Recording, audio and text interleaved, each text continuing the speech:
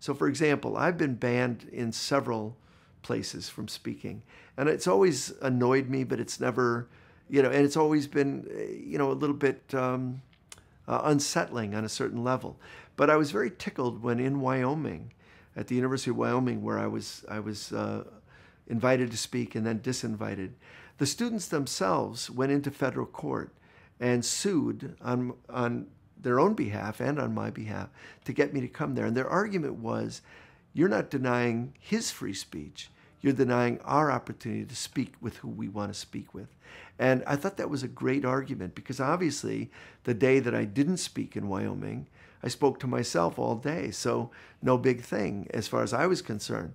But they wanted to talk to me. They didn't say they wanted to talk to me because they agreed with me or because they thought that we would come to perfect harmony. They simply wanted to have a conversation. And their argument was, if you ban him from speaking, shouldn't you also ban his books? Maybe we would want to have a conversation with his books, and maybe we should only have certified orthodox books that we all agree with. Well, we went into federal court. We won. I did go to Wyoming to speak. And instead of having 50 students, which would have been the likely outcome if I'd gone in the first place, there were 2,500 students. And it was a marvelous example of, really having a dialogue. When I came onto the stage, I kind of felt a great letdown or disappointment because, in a sense, I was supposed to be this terrible, controversial, difficult figure. And this, retired professor walks out at me, what's the big deal? And it's true. What is the big deal? Again and again in the last 2 years, when I've spoken at universities where there's been controversy, and there almost always is, somebody begins by reading a statement which says, we've invited him here, but we want you to know that's not because we necessarily agree with him. I find that statement absurd, unless it's read before anybody who speaks. I mean, President Bush, President Obama, Secretary Duncan, Secretary Gates, wouldn't you have to read that statement before they spoke as well? Because it's not, I don't have some idea that's so off the charts that, that we can't discuss it. Or another way, or even if I did, maybe I think Gates's ideas are off the charts. And that's okay, because it's that spirit of democracy that demands that we learn to listen and speak, and that we learn to talk to strangers, people with whom we don't agree, people with whom we don't see eye to eye. That's the essence, and that's what's necessary. Gordon Quinn, who's here, and one of the founding members of Cartemquin, which is the film group that were in their headquarters.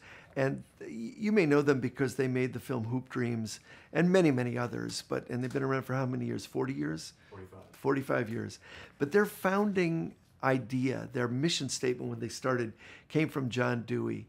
And it's something I've heard Gordon cite many, many times. And it's a little tiny quote. It says, it's from Dewey's The Public and Its Problems. And Dewey says, artists have always been the real purveyors of news, for it is not the outward happening in itself which is new, but the kindling by it of emotions, perceptions, and appreciation.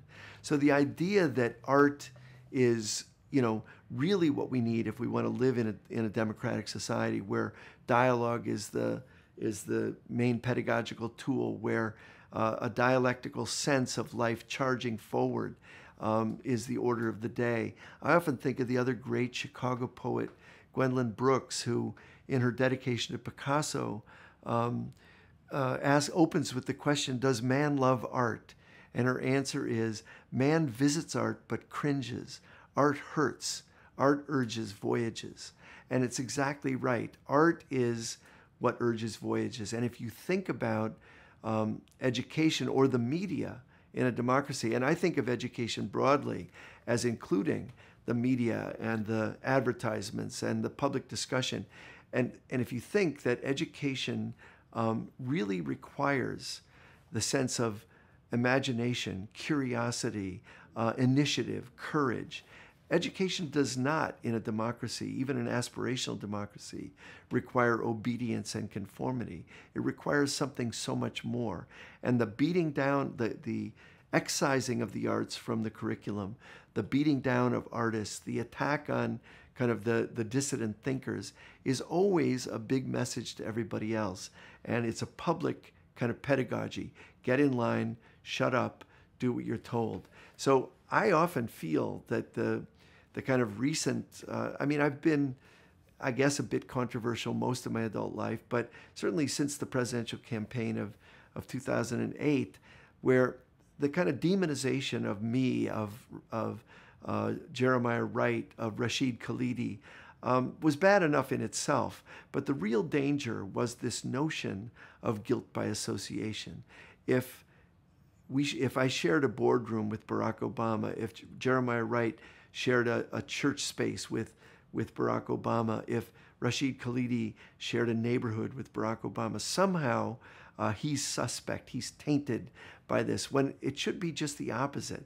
Associations with a wild diversity of thoughts and ideas is not a sin, but a virtue. And the public pedagogy is to say, be quiet, stay close to home, shut up, don't let the weird and new ideas in.